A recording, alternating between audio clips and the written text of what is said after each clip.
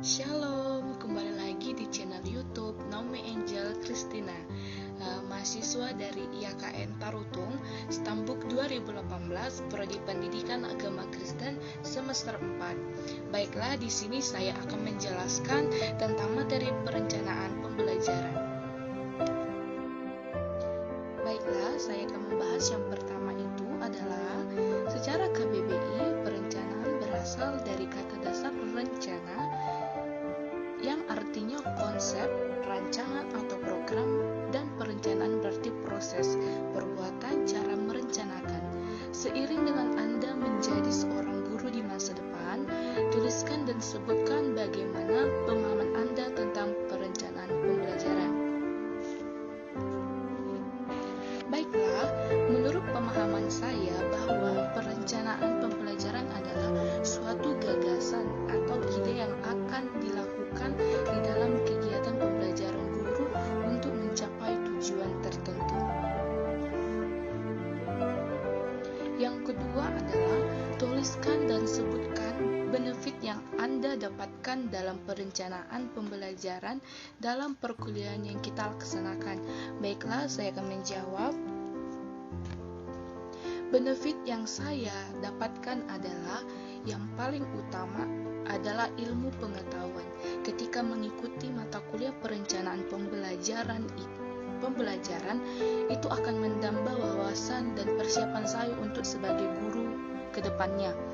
Di situ saya akan tahu langkah-langkah apa-apa saja yang untuk saya siapkan dan saya terapkan ketika saya mengajar nantinya, yang pastinya dengan tujuan agar terjadi proses pembelajaran antara siswa dengan guru. Dan dengan adanya wawasan tentang perencanaan di situ, saya akan bisa memecahkan masalah. Kadang masalah yang kita temui di dalam kehidupan sehari-hari, maka akan sangat mudah memecahkan masalah karena adanya perencanaan dan masih banyak yang lainnya.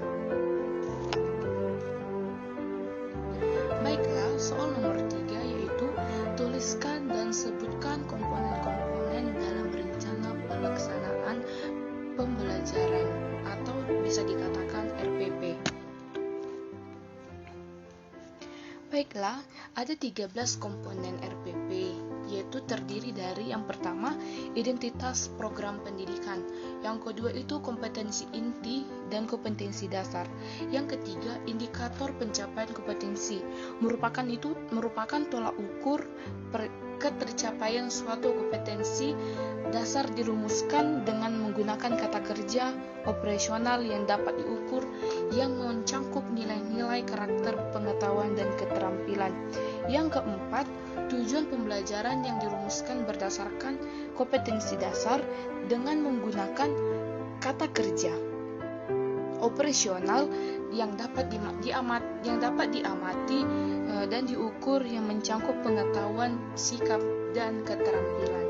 Yang kelima, materi pembelajaran memuat fakta, konsep, prinsip, dan prosedur yang relevan dan ditulis dalam bentuk butir-butir sesuai dengan rumusan indikator kompetensi. Yang keenam, strategi pembelajaran meliputi pendekatan strategi dan metode pembelajaran. Yang ketujuh, kegiatan pembelajaran dilakukan tahapan pendahuluan, kegiatan inti, dan penutup. Yang kedelapan, media pembelajaran berupa alat bantu proses pembelajaran untuk menyampaikan materi pembelajaran kepada siswa atau peserta didik.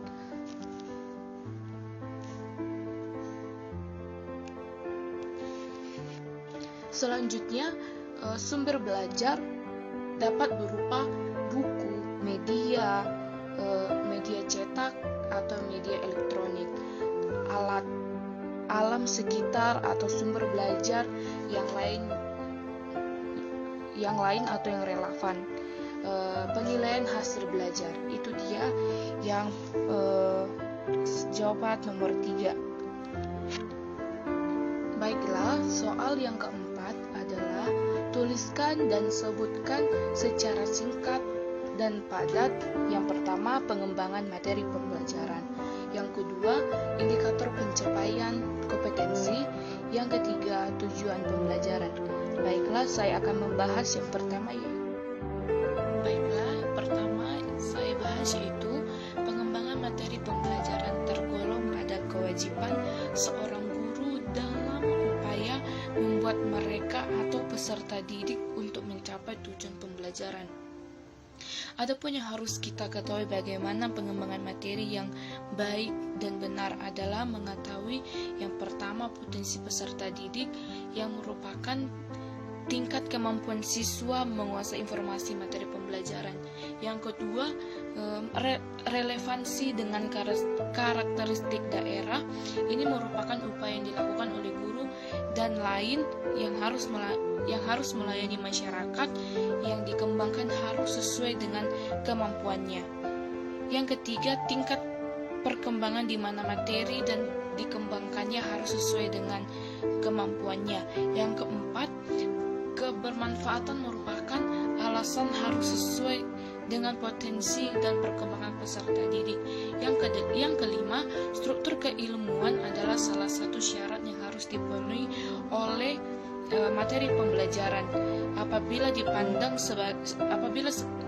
sebagai ilmu.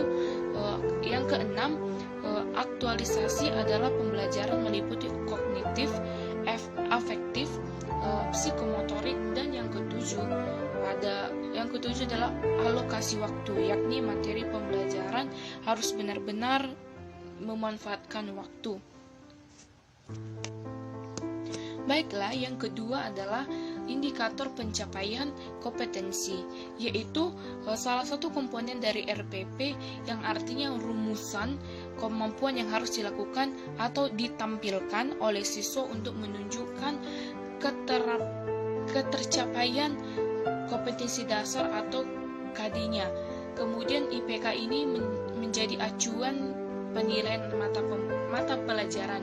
Yang ketiga, tujuan pembelajaran adalah tercapainya perubahan perilaku atau kompetensi dasar siswa setelah mengikuti kegiatan pembelajaran. Tujuan pembelajaran ini dapat digunakan sebagai tolak ukur capaian setiap sintaks satu langkah model pembelajaran. Pada kegiatan inti setiap kegiatan pembelajaran merupakan